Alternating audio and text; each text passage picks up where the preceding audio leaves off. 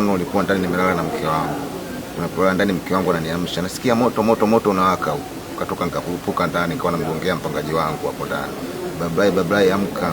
Bahati nzuri akaamka tukatoka nje. Kutoka nje mpangaji wangu mwingine ana frame la viatu hapo. Akaniambia leo moto unachukuliaje? Tuchukue pikipiki tuwakimbilie fire chap. Kutoka hapa tunafika Luna tunakutana na fire ndo wanakuja kwenye eneo la tukio. Baada hapo fire ilipofika wamezima moto na tunashukuru kwa kazi yao walioifanya leo, wamejitahidi, ni kazi yao nzuri sana. Na waendelee hivyo hivyo na jitihada zidi kuongezeka. Kwa mama mwenye nyumba ni mtoto wake anaolewa. Ila leo walikuwa wanafanya ile inaitwa ni kitchen party sijui kwenye ukumbi. Kwa hiyo walijumuika katika ukumbi kwenda kwenye sherehe ya kumwaga ambapo kesho ndio harusi yake. Ijumaa baada ya kutoka kusali ilikuwa harusi yake ifanyike, baada ya kuolewa hapo atoke na mume wake aondoke. Bahati mbaya tukio kama hilo.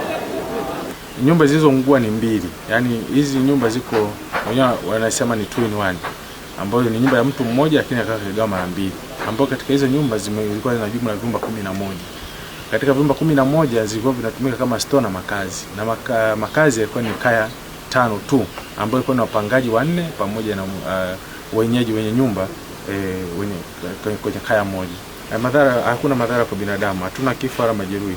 Kwa maana tukio wakati linatokea watu wote hawakuwa katika nyumba zao, hawakuwa kwenye makazi yao, walikuwa kwenye sherehe.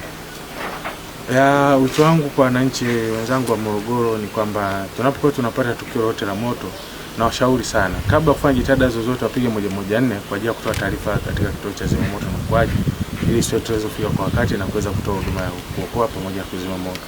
Vinginevyo kwa kutoa jitihada zao wenyewe na kusubiri moto mpaka unakuwa mkubwa, nasababisha madhara makubwa zaidi kama ambayo tuweza kuyakuta hapo. Lakini sambamba na hilo bila kutoa taarifa hiyo ambayo waliweza kuitoa pengine hapa ni zaidi ya kaya 16 zingeweza kuwa zimeathirika na moto huu.